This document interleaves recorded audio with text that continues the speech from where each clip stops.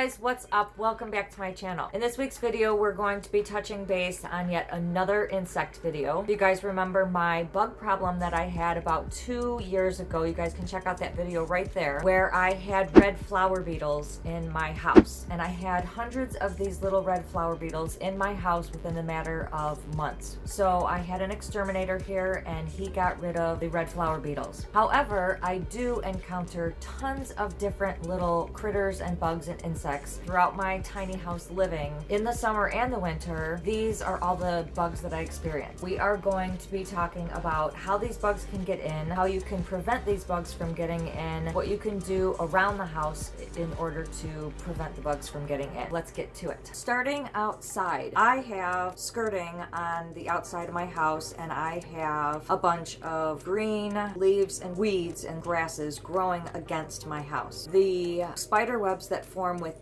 these green things, I don't touch them. While they're against these green leaves that are against the skirting that are against my house, these insects can run to safety into my house through all the cracks and crevices. So through my door, all the way around. Just because a door is sealed, it doesn't mean that the bugs can't get in. Little ants and little insects, especially like those red flower beetles, they are so small that they can squeeze through insulation and crevices and cracks, including spiders. So the babies are probably being born inside the house or outside the house, crawling in, making their home somewhere around my house, and then that's how they become as big as they are. I've had wolf spiders in my house that are so huge that I don't know how they get in my house, so I'm imagining that there was a family in here and that was the mother or father and they had babies and it grew up. That's probably happening throughout my whole house. There is a vent on the outside of the house on the other side of my range hood. It's covered, but I imagine bugs can get into there, and when this vent isn't running, bugs can probably get in, and that is also how they find a warm spot. On the front of my house, there is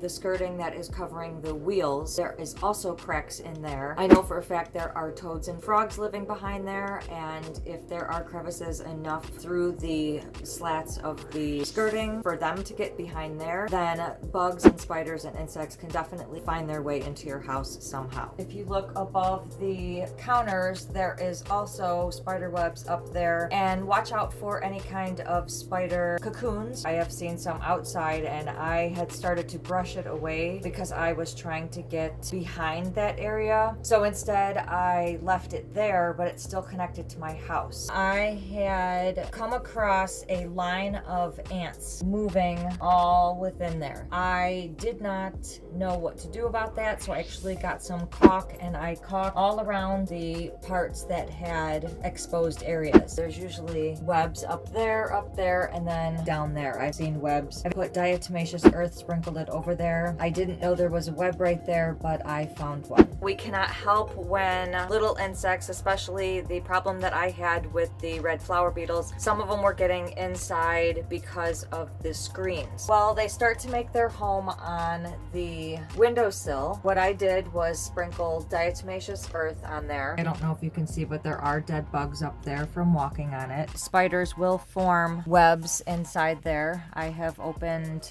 these windows many times and spiders have come out. Sometimes when I can't put them outside or it's too cold and I feel bad for the insect, then I make a home for it. Solomon's stink used to stay in my home and I had him all winter and then I released him into the world. I do raise a couple of them and I don't think I would keep a spider, so depending on what size it was. This is the wheel well, which is not completely sealed. It had to be caulked after the fact. I would recommend paying the money to have the inside and outside caulked by your professional builder, or remember to do it yourself. Not only that, but I would suggest quarter round in your whole house, but as I go around my house, I could probably benefit from a piece of quarter round at that section right there so that bugs didn't get through. If you guys have outside storage to your inside storage in your tiny house like I do, you're going to want to also caulk on the outside and on the inside so that insects and bugs cannot get through the spaces that were in between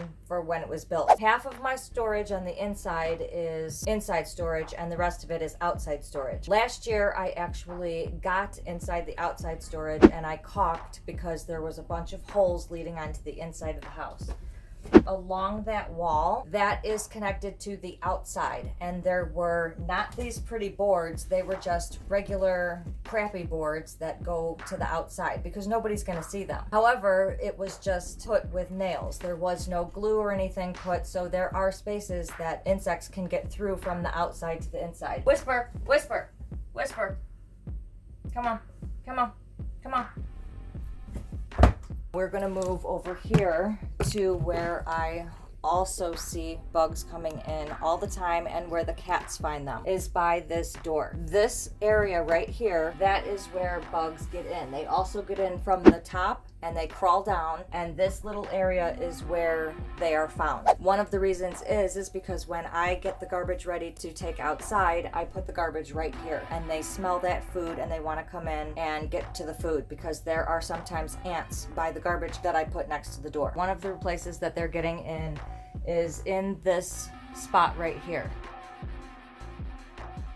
I guess I can get a tighter seal. I don't know if there is a tighter seal, but I can almost guarantee you that bugs are getting in through there. How I remedy that is I take diatomaceous earth and I sprinkle it along the edges. There are fruit flies and flies that can get into your toilet. I do not know if they can get in there through this, but there is a screen here and there's also a powerful fan with another screen in it as well as another screen on top. However, I still use diatomaceous earth just so I can deter the fruit flies from coming in here because they do come in here. And if a fruit fly gets in, say through the window and plants itself in here and two of them mate, then all of a sudden there's a bunch of babies and now you've got a bunch of fruit flies in your house. Flying insects can get into your house if you leave your windows open, or if you have windows with no screens, or you leave your door open for any amount of time. They will be attracted to the scents in your house and the warmth. Not even once in a while, I want to say almost all the time, there is one or two flies in my house from me opening the door and closing the door. Just get a fly swatter and you can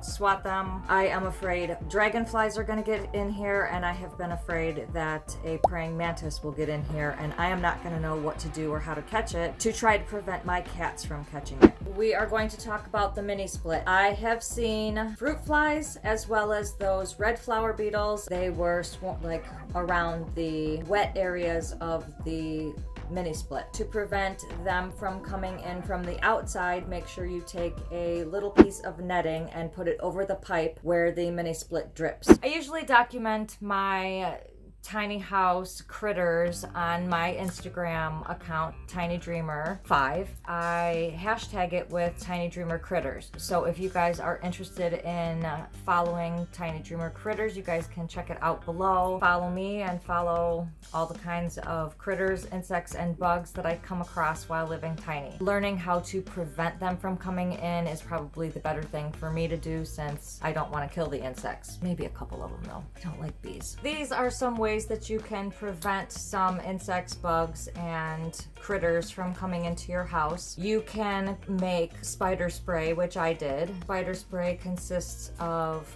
water, peppermint essential oil, and vodka or rubbing alcohol. The vodka or rubbing alcohol makes the solution disappear faster, the water makes it more of an abundance, and the peppermint essential oil deters spiders from coming into your home. There is diatomaceous earth. Diatomaceous earth is a rock that when the bugs or critters walk over it or eat it, it actually explodes in their stomach. It hurts their feet. They don't like to walk on it. They will usually take some of this back to the nest and feed it to the rest of them, and it will kill off the rest of them. Another thing you can do is maintain the outside of your house by weeding around your house and making sure that just the weeds are out of the way, because the weeds are connected to the spider webs, it's all connected to the house. And when when they mate and they have their babies and it's cold, they're going to want to come into your house. The closer that they are to your house, they're going to get in. If you didn't have those things that they could build the spider webs against,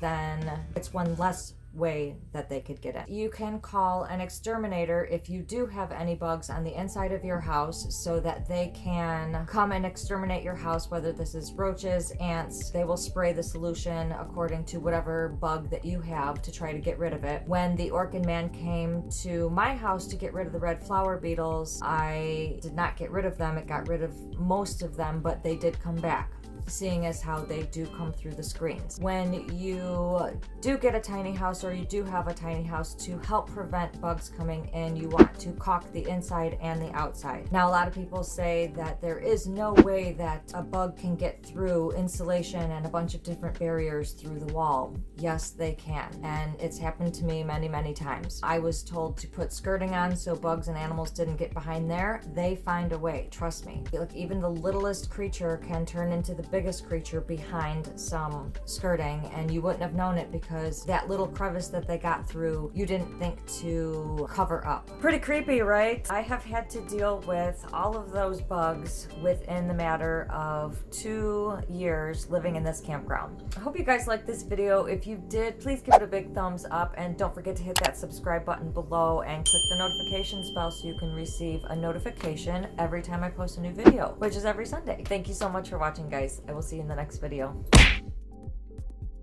I had never experienced those things with the legs, the man-eaters. What's that thing called? Praying mantis. And I have a bunch of green leaves and trees, or not trees, leaves and what are those things called? Weeds, spider pockets, or I don't know what you would call them, cocoons. Next spot that we want to talk about is Reggie. What are you fussing for? You're gonna get out of there. Come on, come on. Don't you fuss.